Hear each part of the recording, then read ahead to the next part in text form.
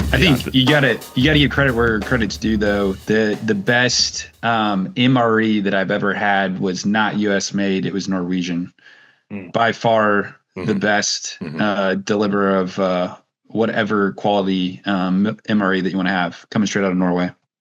The worst I ever had was British, and the best I ever had was British too. The British had a pretty wide variance in the stuff that they were delivering.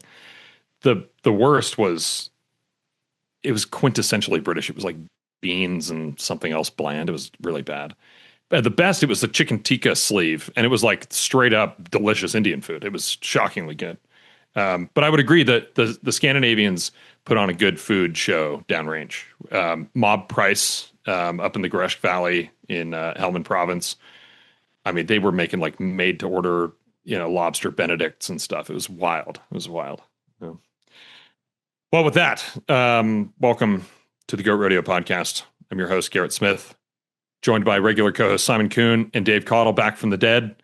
This week, we are blessed to have two friends of the show. I'm going to call them friends of the show, and just friends. Phil Divinski and Jerad Watlington from Jeddoc out of North Carolina. We'll give them a chance to intro themselves here in just a second, but their company, Jeddoc, is a partner for our company, Reveal, and we do all kinds of stuff, kind of for warfighter, by warfighter, and we're really fortunate to have a couple of solid experts on the show. I will note, though, before I hand off the mic to Phil and Jerad for some intros, finally, for once, the Marines are outnumbered on the show.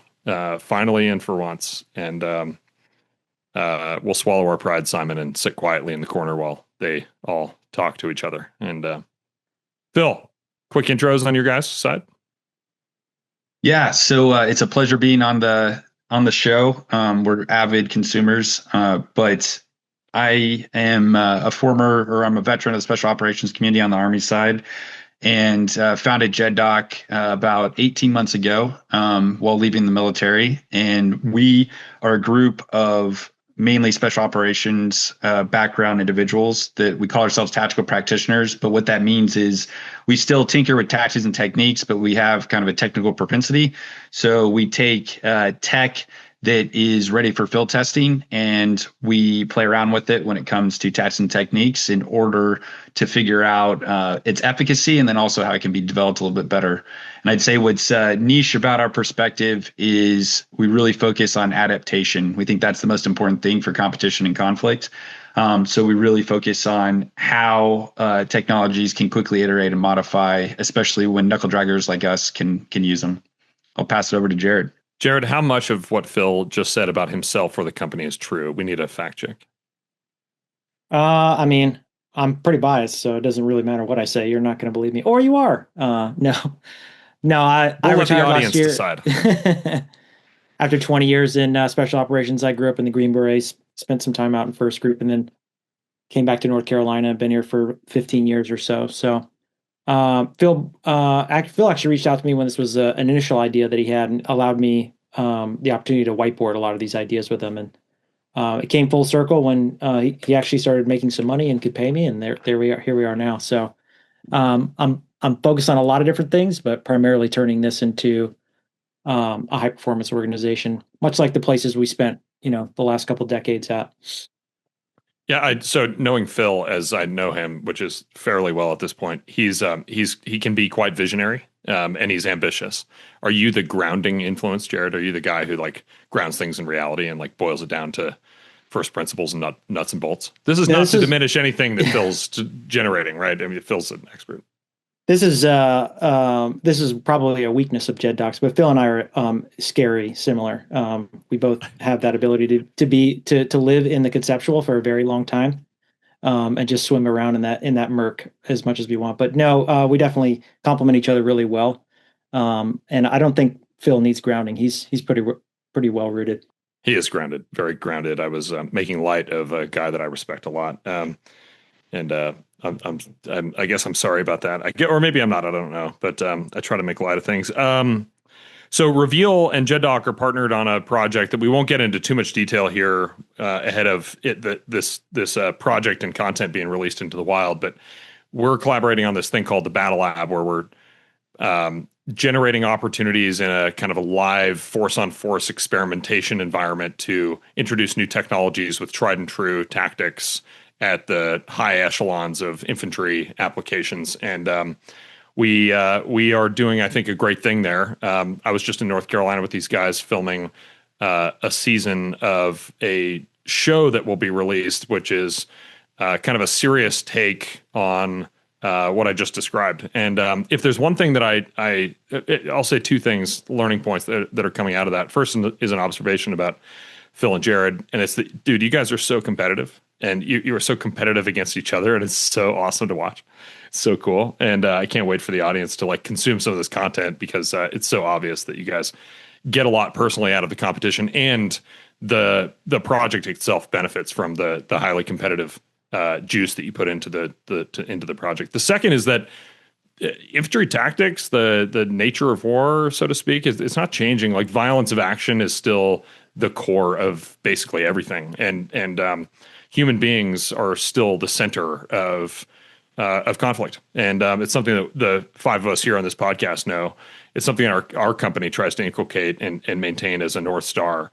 It's that the human warfighter is still the ethical and moral decision maker on the battlescape, and it's going to remain that way for as long as I think all of us will be alive, even if a heavy amount of technology is injected into that space. So I'm pumped that we get to do that stuff with you. Anything you guys want to talk about with Battle Lab before we dive into the rest of the show?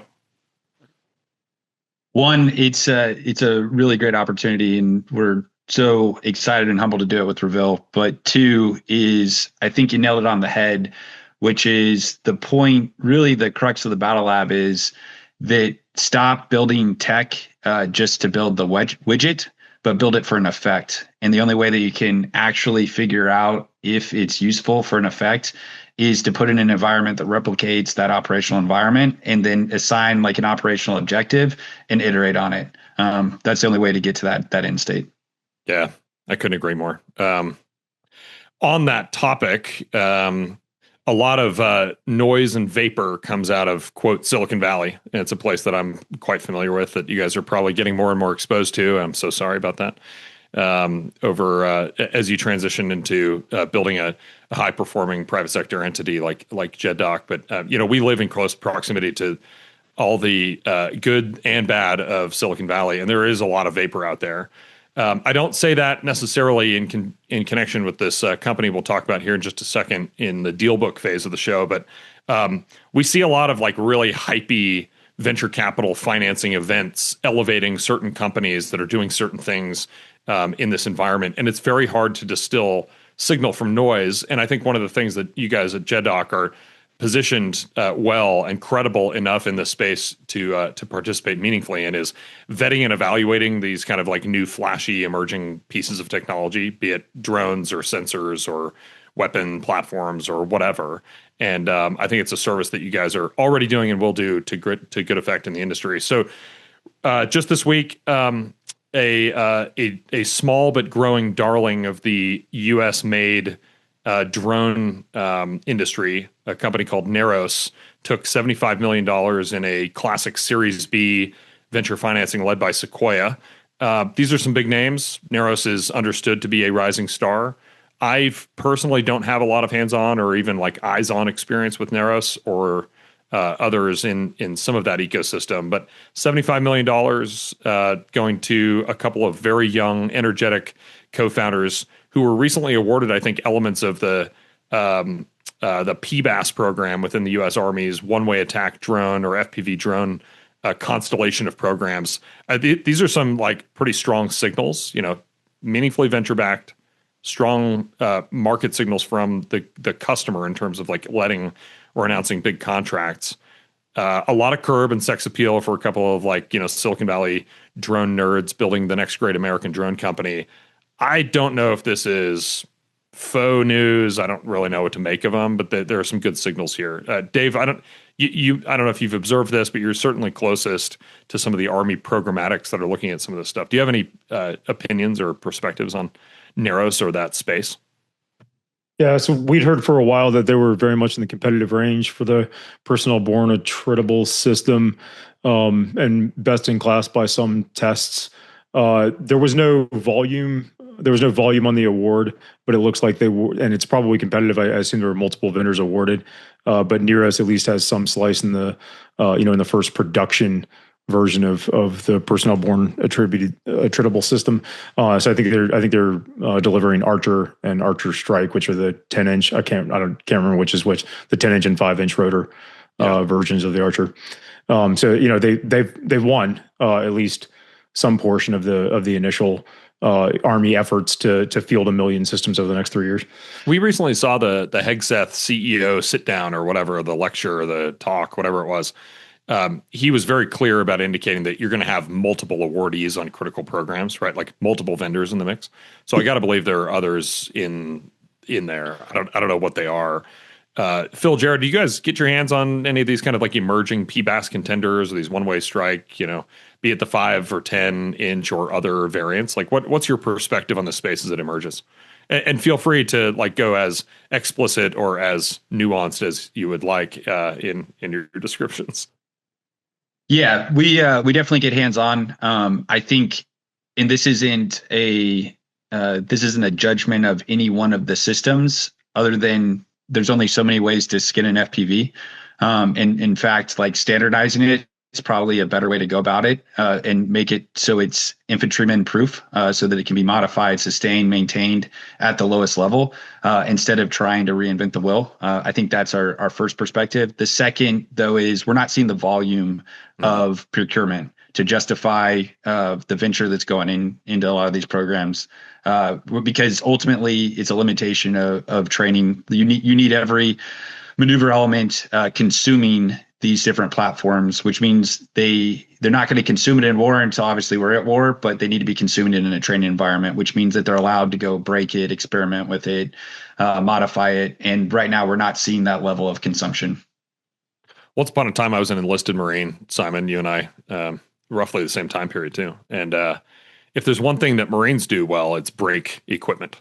We break things. And Brad Palm last week on the podcast talked about exactly that thing. Like things need to be battle hardened and like improved to the point where it is simple and easy to adopt without, like your average E1 to E5 grunt just destroying it before they even get any sort of battlefield effect from it. Are you seeing any amount of robustness in the systems that you guys are getting your hands on? Phil, Jerad. Yeah, we're seeing robustness. I think though, like we're seeing robustness and durability. My biggest concern is the ensuring that you can modify the software so that it's not a closed architecture in the platform that's built, and that it also isn't closed software.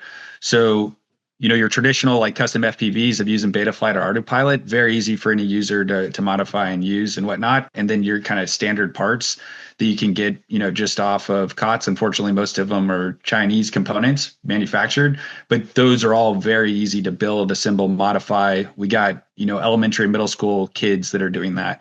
So there's no reason that an infantryman, Marine can't be soldier, sailor, airman can't be doing that as well. I think my biggest concern culturally is that this stuff's being treated like magic. It's not that hard to do. Like I'm a self-taught FPV pilot. Go put some time in a simulator and watch some YouTube videos and go do it. There's no magic behind it, and I think that's part of the problem is we're treating it like it's magic. Yeah. We, on the topic of volumes, I'll say that the rhetoric is pointing at pretty high volumes.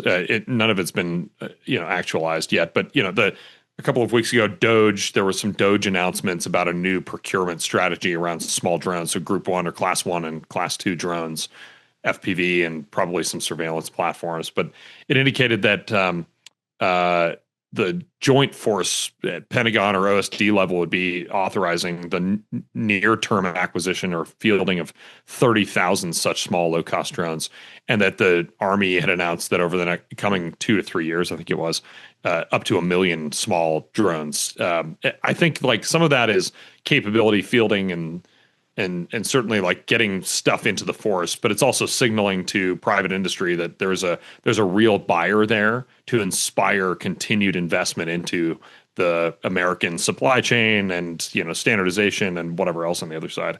And to Phil's point that we're going to start treating them like ammunition. Yeah, treating them like ammunition to the point where we're considering it consumable. Yeah. Not a hand receipted, oh my gosh, where's the squad level or the platoon level capability? Yeah. Which is the only thing that was concerning about the volumes that were listed on this PBAS acquisition or Neros' award, which is 2 10-inch and 4 2 10-inch and 4 5-inch, which sounds suspiciously like the BOI for a platoon. So if each squad only has one one-way attack UAS, they're not going to practice enough with it to get proficient with it. Yeah, and whenever they lose one in the training environment or break it or whatever, there's going to be an investigation and somebody's going to get hung out to dry and everything else. I know how it works. Having recently executed a couple of iterations of our Battle Lab project that I was referencing earlier with Jeddoc, it was notable to me that small drones are also not some sort of like magic bullet panacea, and that actually in the force on force environment that we put together, the team that was outfitted with tech, with one-way attack drones, was actually in many ways limited to the extent that they could actually synchronize the humans maneuvering in the battle space with the drones. And like it ends up being a tough thing to accomplish. And again, like there's a pretty big set of learning gaps, I think, that are going to be on display shortly if any amount of these get fielded to the infantry force. Yeah. Okay. Well, Simon, you're about to go for it. Hey, I mean, I have so many thoughts, none of which are particularly optimistic.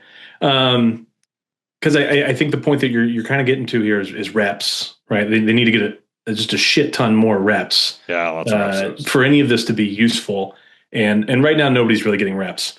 You have a bunch of these like innovation pipelines, or you have like a unit, or worst case scenario, you have like a major inside of a 5,000 person formation who's like, yeah, let me see what I can do to be helpful here.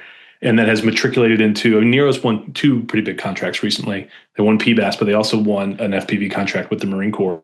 With the Marines. Yeah. And both of those contracts come with training and support for being FPV pilots. And to Phil's point, I think that might be the wrong approach. I don't know that you need to be trained to be an FPV pilot. I think you just need to go put the goggles on and get out there with your unit and start doing the stuff. Because the hardest part in a lot of this is going to be not only developing proficiency with the equipment, but then like figuring out how to sequence it and work it into warfighting, like actual tactical maneuver.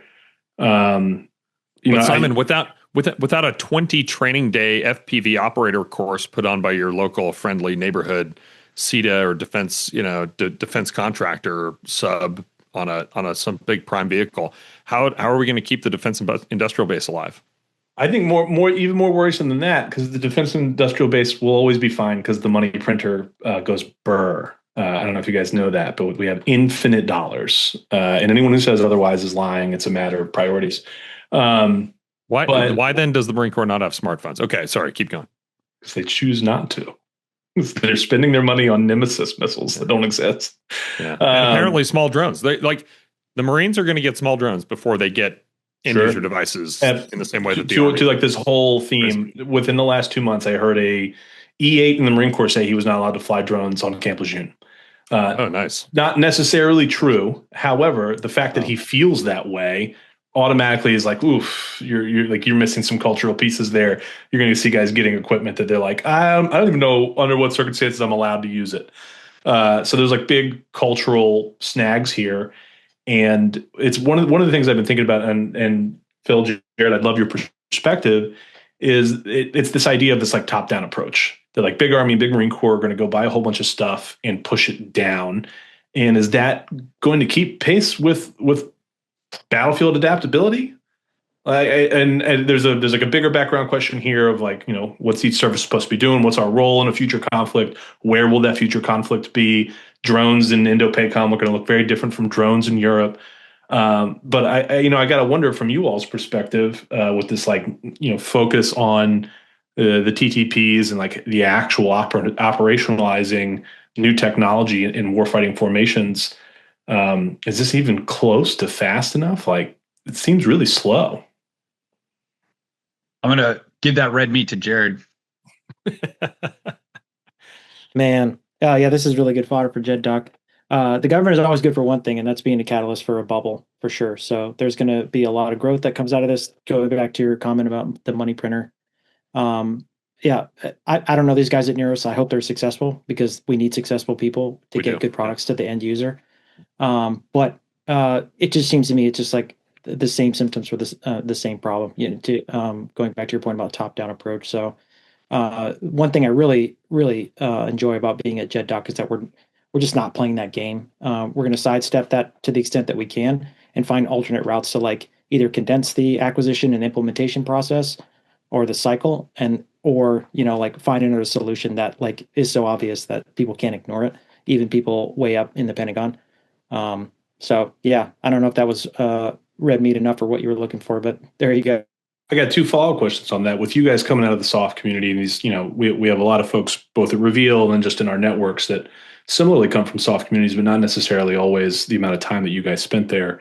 A, how does the soft community treat, I need a new piece of technology to solve X problem? How long are those guys waiting? And like, how fast do you feel that process is? And then B, I lived through the GWAT. I think all of us lived through and served in the GWAT to some extent. Is any of that tech in the 25 odd years we spent fighting the GWAT? Is there any mechanism for that to flow through the soft guys back down to the conventional guys? Like it seems like we already have, in my perspective is that we already have guys who have novel budgets and really pressing needs and evolving battlefield conditions. And we've had that for a long time. This is not something that just happened in Ukraine. We experienced it in Iraq and Afghanistan. So have we been learning those lessons or no, or are we just now like grabbing on the unlearned lessons of Ukraine because it feeds the hype machine? Yeah, I think so 100% we've already figured this out. We did it in the GWAT. Like it's bottom up. Like you do it bottom up, and you don't sit around and wait for like a top down requirement driver of it. I think like in the organizations we were a part of and what we experienced is there is programmatic stuff that is working on those requirements and fielding. That machine keeps churning, but we also just went out and bought things and then MacGyvered them together. And that's how we created capability. I would argue the best capabilities that came out of the organizations we were a part of were when we did that. And it was when we MacGyvered things together and figured out, basically prototyped at the edge in the field, and then handed off to industry to scale. But that was like the niche and where like those really good problems have. And from like a macro level, if everybody agrees that the battlefield and just the world in general is becoming more complex, the way that you deal with complexity is by decentralizing and powering down to the lowest level. And we've seen that in tactics, like you establish principles, and then if those principles are sound, it works for every environment that you work through because you're creating predictability and you're empowering people to take action at the lowest level. The same thing happens for tech development. You have principles, and then you let people work off those principles in a decentralized manner that empowers them to build and develop the best capability. What maybe taking this conversation a slightly different direction, is it good to have this kind of DOGE approach where you rush to procure and field stuff that's probably like 60-70% appropriate for the real world operating environment, but you get them out into the force? It's a consumable object at this point. You get the reps and familiarity with how to integrate this type of technology into your formation and your TTPs and whatever else, your SOPs, TTPs. Even if it's not keeping pace with the realities of battlefield change, you at least get kind of an incremental step in the right direction. You get the reps, you get some familiarity at whatever echelon you're at, whatever that is. I think you're spot on. Or do you wait? Do you wait and try to perfect it, get to like 80-90%, right? No, you go to 60% now all day long. And that goes back to our principal thought, which is it's about adaptation. How do you get through the OODA loop the quickest? That's right. And so if you're working to 100%, it's irrelevant because the adversary's already figured out how to reorient and make a better decision than what you're developing with it. So it's all about how to get through the OODA loop quicker. I think so to give you specifics on, let's take FPV, like, because we were kind of talking there, like training how to fly a first person video drone every teenager can do that. You get a Steam account, a video game account, and you go fly liftoff or lift or a million other FPV simulators. You put about 20 to 30 hours, and then you pick up an FPV and you'll be able to fly it. Where we need to get beyond that. Like somebody being able to fly an FPV, like that's silly. You can get that individual task done really quick and in a democratized way. Where we need to be orienting is how are you developing the tactics and techniques? Because just like we saw in the Battle Lab, I can have a great strike platform, but if I don't know how to synchronize that with maneuver, that's right, and do all the things we did with close air support during the GWAT, it's right. useless. It's useless. Yeah. And so it's just, just a paperweight and something that's distracting you and probably going to get you killed if you don't have a way to integrate it into your tactics and techniques. Yeah, that might be a sufficient teaser alone for the upcoming release of first season of Battle Lab. Jerad, does that jive with your experience, integrating FPVs just as the technology of the topic right now, like integrating that new technology into an infantry formation? Like it's not really about getting a pilot who can fly. It's about the integration and synchronization. I think I saw you experience that in the Battle Lab. Yeah, that's one of the things I really liked about the first season that we filmed was that is obvious to everyone what the advantages of that kind of technology are. We had a whole episode where I just my entire team was getting beat down the entire time because that's the way we wrote the scenario. Yep. But then as soon as we switched to a different combat scenario, it was completely different, and now that technology wasn't as helpful anymore. And I think that to Phil's point about like being it being very simple to learn these new skills, and it's the integration that's the important part. If we're not careful how that process happens in these units, they will become paperweights, or worse, I think they'll go onto the battlefield thinking that they have a certain capability or a certain capacity to use these technologies, and they won't. And so their tactics will stay rigidly stuck to basic FPV flying. And so the idea of the Battle Lab, of course, is over time we're taking that idea of integration and then drawing it out over multiple episodes, multiple iterations, and just watching how that changes. We're switching the technology, putting it on different sides, putting it in different scenarios. We're breaking it, we're pushing it to its limits, just to see it's not like we're not like pretending we have the answers either. It's like we're just a proxy for what these units, some of these units should be doing. In their time on the range, what limited time they have. This is how they should be spending it. So we're just demonstrating a useful way to get that done. I do think it's like one of the major potential benefits of this project that we've been doing together. It's that we can move much more quickly in the private sector at a private range, doing this stuff on our own time. We can do it very quickly. We can capture it in the form of video content with analysis and everything else and release it into the wild. And it can be consumed for whatever value proposition that might be for a consumer. And hopefully this is additive and productive for the military, professionals who are going to be learning, hopefully from this, but also on their own time and on their own terms. Dave, let's take this as an opportunity to pivot from, like the integration tasks and like how the TTPs might evolve over time as new tech hits and, getting to a min-vised 60-70% level, and shift into like how procurement activities might change to accelerate the adoption in the way that we're talking about. Yeah, so lots of movement here from a policy perspective as recently as last week. So Secretary of War published some new policy memos. First was transforming the entirety of the defense acquisition system, and also a new policy about how requirements and joint requirements are supposed to work. Both are a new way of doing business. They're also both sort of 30,000 foot view.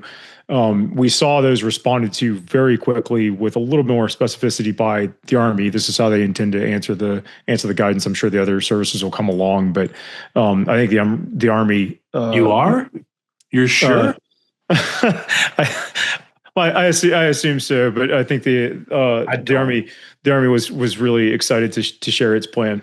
You don't think the Navy and the Air Force will? No. I think they're going to push back. I think they're going to dig in. Well, one of the things that we know came with this, and Dave, I'll help you get back on track to avoid Simon's attempt to derail. But so it's time to derail you with reality to force us to think about what's going to happen. At a recent event that shall go unnamed, at least three of us were in attendance. Sorry, Dave, Jerad, you guys can come next time. But we interacted with Major General, who talked at length, and again, Chatham House rules, so we're not going to quote him directly, but talked at length about some of these changes that he anticipated coming, and this kind of shift toward portfolio acquisition management, as a counterpoint to the legacy PEO structure. Is that helpful to get you back on track here, Dave? Yeah, it is. Thank you. Maybe you can mute Simon. All I need is 30 more seconds. I wouldn't be the problem if you were talking gooder. I talk the goodest. All right. So what this does, there are three buckets of things here, right? When we arm the eagle, when we buy stuff, there's the requirements writers, the people who write the shop. Hold on. Now I'm going to stop. No, we're going to run right past arm now the I eagle. Now I got to stop. Arm the eagle. Is this just Army talk, Phil, Jerad? Or, we're Marines. We're just simple Marines. Arm the eagle. It's the title. It's the title of a book about how defense acquisitions has worked for the They last make books about it too. God. Just when I thought it couldn't get any worse. I'm going to Google. I'm going to mute myself. I'm going to mute myself.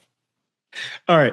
So when we buy stuff, sorry, is that better for the Marine Corps audience? When we buy stuff for the Army, there's three things at play. The people that are writing down what we're going to buy, the people that are buying it. So the requirements writers, the shoppers, the people that are buying it. And then the third thing is the funding people, the bean counters, right? So those three things, the problem that this documentation is trying to solve is those three things are frequently at odds. The requirements writers are writing down what we need in a silo based off the national defense strategy or whatever. If we fail to deliver something, the requirements writers are pointing at the shoppers and saying the shoppers didn't buy the right stuff. The shoppers are pointing at the bean counters and saying we weren't given enough resources to buy the right stuff, or they're pointing back at the requirements writers saying they didn't write down the right stuff. So you've got these three silos that are playing off of each other. All of this is intended to break that down and create specific accountability, authority, and accountability in a single two-star general for any general capability area. So there's a two-star that has to deliver against warfighter needs and owns all three of those functions. Doesn't fully own the funding part, but owns at least the shopping list generation and the shoppers. And if you own both of those things and you have the bean counters embedded on your staff, then there is a single person, theoretically, there's a single person that you can hold accountable when we fail to deliver or fail to deliver on time. So that's the optimist version. I'll let Simon go first on the skeptics version. I've got some skepticism here as well. Well, inject some skepticism, and having come most recently from a community that had much greater access to acquisitions, resources, and authorities, I'd love to hear what Phil and Jerad have to say about this as well. Go ahead, Simon. I mean, is this actually the problem? I feel like the things that we all just discussed, this doesn't touch any of the things that we've discussed so far, because consolidating those three into a single throat to choke doesn't, to me, sound like we're driving resources any closer to the guy digging the trench.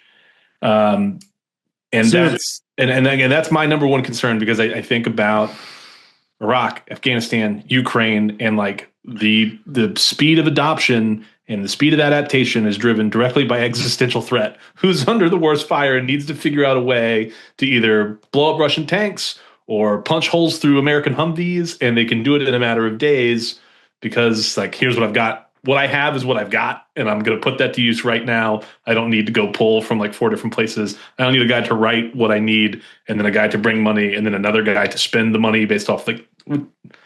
So the single throat, taking this a layer deeper with that single throat to choke that has all of those things in house, it's also supposed to solve that problem with continuous validation. It's supposed to, if you have all of that authority in the same house, then you're supposed to be able to go to the unit, to the combatant command, identify the problem, iterate it on it quickly. Hey, requirements writers, this is the problem. They've convinced me. Write it down. Industry, get your butt to work. Get something in the field. Test it quickly. And gone are the days of 4-year-long program where we are fielding and sustaining the same system because it won one bake-off. And we're now, like, every single capability that's in the field is at risk any given day of operators saying this isn't working and getting pulled, contract shut off, and replaced or adapted. I mean, I think once again, the 30,000 foot problem that I see is all that hinges on knowing what you want to be when you grow up. So a national defense strategy that doesn't change every 4 years when the politicians flip over, and services that know, like, this is I'm a UCOM focused thing, or I'm an Indo-PACOM focused thing, and I don't see it. I think this is going to be great for industry. I don't know this is going to be great for the warfighter, and not because I think they're asleep at the wheel. I just don't know that this is going to solve the warfighter problem. I think this is going to solve an industry and spending money problem. It is clear that the Trump administration generally has been much more friendly, amenable to, open-minded about influences and thought leadership from, quote, Silicon Valley in this disruptor space that is, the up-and-comers in the defense tech vendor new prime space. So it doesn't surprise me that there is some like uplift and positive vibes coming from like the industry side of it. Sure. Warfighter side, Phil, I saw you come off mute or lean into the camera or whatever that nonverbal. I'm getting was. aggressive. I know. Yeah, I'm getting fired up. Aggressive but non-threatening posture, which we appreciate here. Yeah, thank you. It's true. I'm going to make Simon and Dave both happy and sad.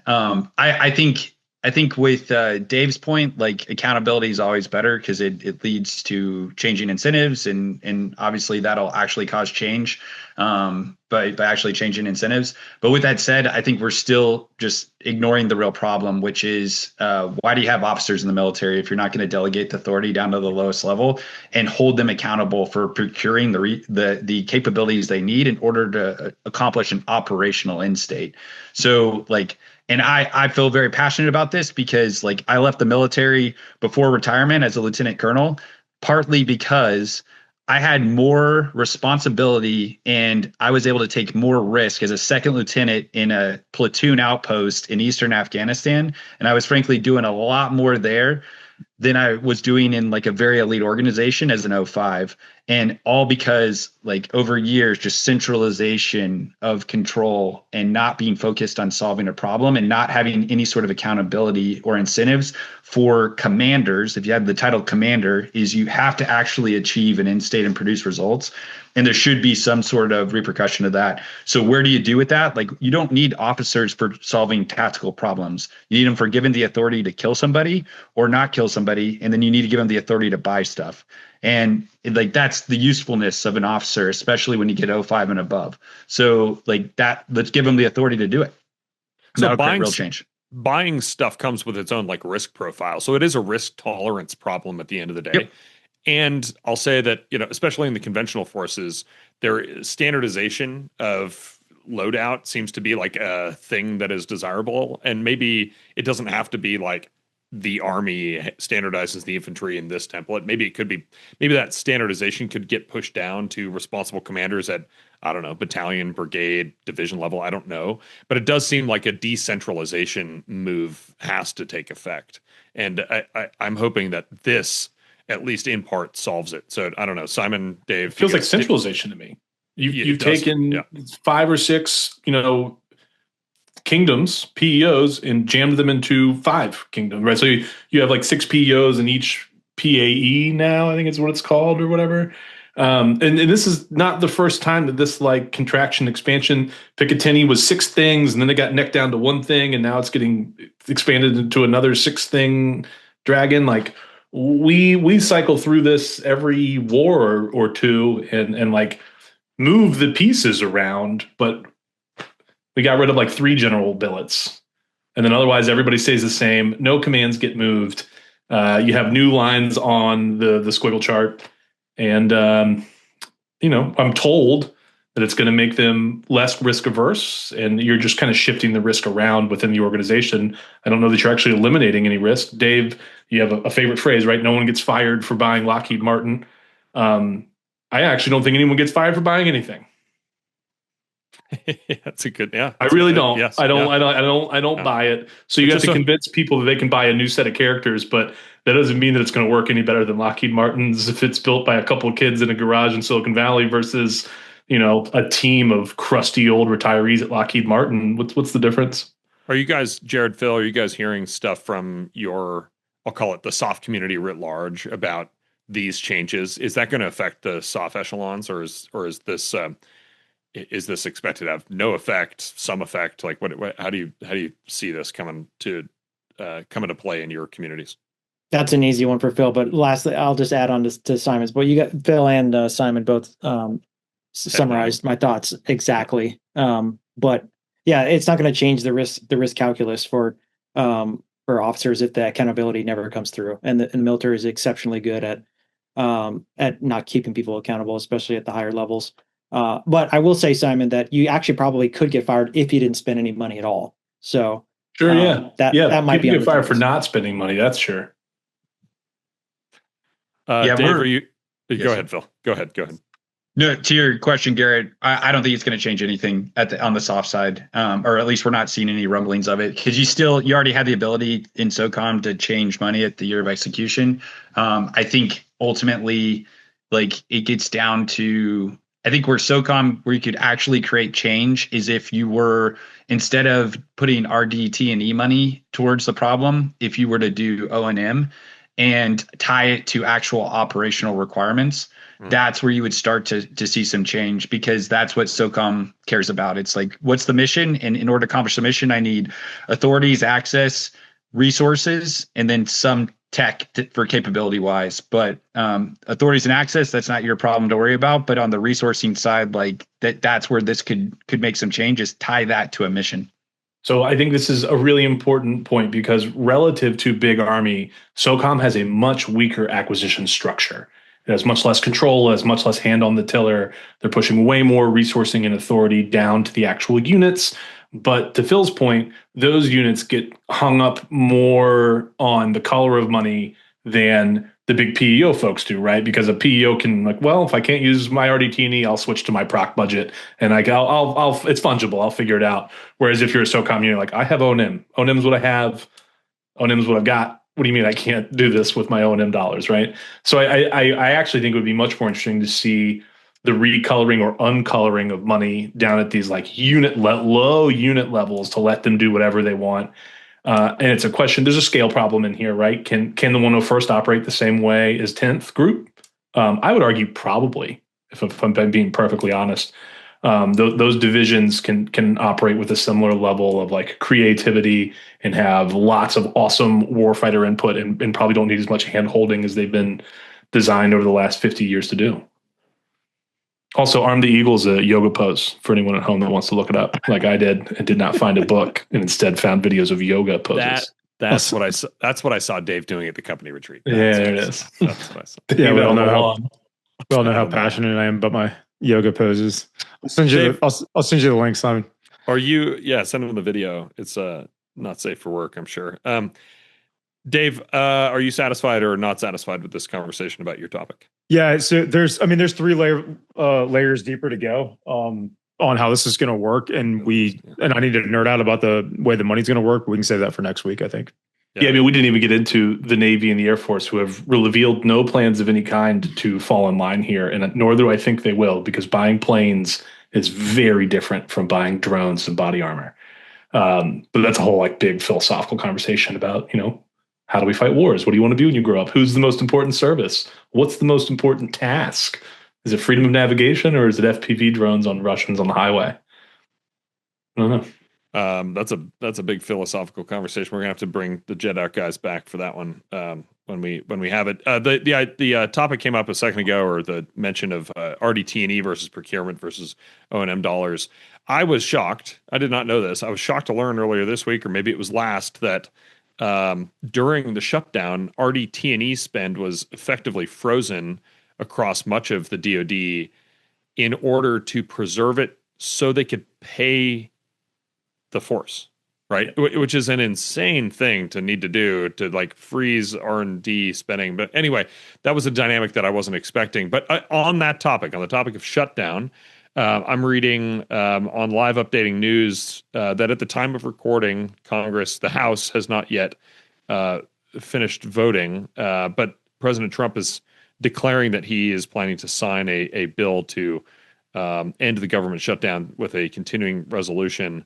And I don't know if this is like a clear Republican win. I don't know really what to make of this, except to say that I think America kind of lost here to a degree. Like, America lost, having to endure a long, 42 days, Simon? 43 day government shutdown, record length. I don't know that I agree that America lost. I think if there's any great lesson here, it's that a government shutdown has fairly negligible impact on most Americans' lives. Yeah. It wasn't really until, like, air traffic got heavily impacted that people really started, but that's not even a significant portion of the American population. That is the portion of the American population that can afford air travel. I don't think that the SNAP benefits conversation really moved the needle a whole lot. It was when air traffic really started to buckle that like, we made a deal. And do you think it was air travelers, or do you think it was the giant can't fail American Airlines? I think it's the massive industry that wraps around air travel. And it's not just the planes, it's the airports, it's the people that move goods. It's all we saw as Americans was like, oh no, my flight's been canceled. But like, think about the impact on cargo planes. Well, FedEx. Talk to us from here, Simon. How does this play out? So it passes this afternoon. Let's say that it passes this afternoon. And so at the time of, people are listening to this, the bill will have passed and most likely will have been signed. What happens next? So for those that listen more than once, I was wrong because I was expecting it to open up on the 24th and we're at the 12th. You, Simon Coombe, were wrong? Deeply upsetting to find out that I was wrong. Yeah. And if anyone cares, I blame Tim Kaine for making me wrong. But otherwise, I think we would have made it to the 24th. Tim Kaine, dude. My home state senator, my mayor, my governor, he was the guy. So 2 votes tonight. You have a procedural vote that we're getting ready for right now in the House. And then after that, there'll be a vote on final passage in the House. Yep. So I do expect that to get done tonight. And I do expect the president to probably sign it as soon as the bill is passed. Yep. Most of turning the government back on is like very perfunctory. It's just people going back to the office and checking their email. There'll be a certain amount of folks that have like email backlogs. TSA folks will go back to work, et cetera, et cetera. Understanding like what the pain points and where the friction is as the government reopens is going to be case to case. What does it mean for our slice of the industry where companies like Reveal, maybe companies like Jeddoc and others have been waiting at kind of like 1 yard line for certain contracting actions to play through, and we're entering kind of end of calendar year holiday period, the so-called DoD Ramadan, right? Like this phase of industry, action here at the end of the year. How's it going to be impacted? Like, I don't think it means much, right? Like it's again, so Dave, you're going to get paid, and Simon will write you a check out of personal accounts if you're going to get paid eventually, which is not a unique circumstance to the shutdown. If any, show me the company that hasn't had multiple years of delays in payment from the DoD and then been told, deal with it. That's how life is here. Yeah. So this is not a novel situation. Some folks are going to get paid very quickly because the DoD is going to say, hey, this is a super big priority. We need to get this out the door. And other folks are going to experience this huge, cascading butterfly effect of delays of just different offices trying to catch up to stuff they got behind on. Sure. So it's going to be very case to case. Some folks are ready to run. Some folks are not. RDT&E is going to get unfrozen, so there's going to be a ton of RDT&E work that gets rolling again, and it's all fiscal year 25 dollars. We still haven't solved the budget for fiscal year 26. We've just kicked the can for 2 months. Yeah. So we're going to be right back into this fight before very long. The best news of the shutdown deal, honestly, is that there's 3 bills attached to it to fund military construction and to fund the legislative branch and to fund, I think it's ag, which is how SNAP gets funded. But those are fully funded. Those are not CRs. Those are actual funding bills. Yeah. So there will not be a whole of government CR, which I thought that was what was going to happen. I didn't think we were going to see any full year funding bills for anybody. And the only way I think you actually got that was because of this big shutdown fight and needing leverage. So America lost in some ways, but I actually don't know if you would have seen a full year SNAP funding bill without this big shutdown fight first. 2 questions, one serious and one maybe less than serious. The first serious question is, what about SBIR reauthorization? That's important for a lot of the folks who are part of our community who are listening to the podcast. Unrelated and still stuck. Totally unrelated, but is this a thing has there been progress in the past week or 2? Nope. There's been no progress of any kind. The biggest complaints I'm seeing right now is that party leadership probably needs to step in on SBIR reauthorization. The folks that have stances are not coming to a deal. So unless Thune or Trump gets involved, and I promise you the president of the United States does not give a shit about SBIR reauthorization and is unlikely to reach down into this program. But the party leaders like Thune are much more likely to if they can get out of the weeds of shutdown and ACA fights and yada, yada, yada. I still think the best hope for SBIR reauthorization is the NDAA, but it requires a little bit of nudging, I think, from party leadership, Thune and Johnson. we've done some investigation, and perhaps we should get a guy like Eric Blatt on the podcast to talk about this a little bit. But we've done some amount of investigative work to assess whether contract vehicles that are SBIR in origin, are they still viable? Can KOs still transact on those vehicles now, given the fact that the SBIR legislation has lapsed? The policy of the Department of War is very emphatic that if you've already been awarded, you're good to go. You can transact as long as there's appropriated funds on the book. So if you have FY 25 funds already appropriated, you should be able to execute. I've heard just in the past week, young companies expressing concerns or confusion on that topic. So it is a good one to hit. Okay, last question. Please, Simon, for the audience, say out loud what your shirt says in Japanese. Go ahead. Jinx-proof tattoo. See, I thought I was throwing you a curveball. No. It's Jinx-proof tattoo because all of my clothing is either a tattoo shop or a punk band. So it's all made by friends. I may have visited that shop once or twice. Yeah. I had a little tattoo convention down at Norfolk this past weekend. Had to show out, see the friends. Any illegal punk warehouse concerts? No? Yes? Not there. Not there. Not there. Yeah, not there. Okay. All right. Well, let's give the final word to the Jeddoc guys, and then we'll bounce out of here. Phil, Jerad, thanks for joining us. What do you guys anything to say as we wrap here? Just a pleasure having us on. Thanks so much. Yeah. Thanks. No, I gotta add in, Simon. I was told that I was supposed to accuse you of being a communist at some point in this podcast, but I think we're more kindred spirits than we're all communists because we all the means of production and defense are paid for by the government, baby. Like nailed it. There's no private army. I guess Prince. Thanks, guys. Really appreciate it. This is great. Jerad. Thank you for ensuring we got that little jab in. Hey, we got New York now, so we're pretty much taking over from what I've heard. Yeah. That's not communist, or so I'm being told. That's not what Tommy Tuberville said. Just, democratic socialist, even though we all know that he has said out loud we should seize the means of production, which is New York first, Alabama next. We're coming. When Alabama becomes a communist state, they're certainly not generating profit, so... Okay. All right. I think you're not wrong. All right. Thanks, everybody. Appreciate it. Jeddoc guys, thanks for coming. Dave, thanks for coming back. We weren't sure if you were coming back. And we're grateful that you did. All right. We'll see everybody later.